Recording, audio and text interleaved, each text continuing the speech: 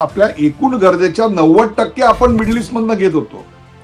त्यामुळे तिकडे जर काही प्रॉब्लेम झाला तर त्याचा थेट परिणाम तुमच्या आमच्या घरातल्या स्वयंपाकावर परिणाम होणार होता.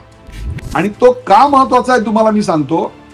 तर आता आपल्याकडे ब्युटेनचा साठा किती असेल, एलपीजीचा साठा किती असेल, तर फक्त 16 दिवस पुरेल इतकाच साठा आपल्याकडे होता.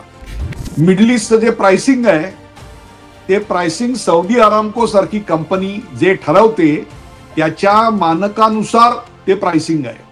आणि सध्या ते चढ्या स्वरूपात आहे.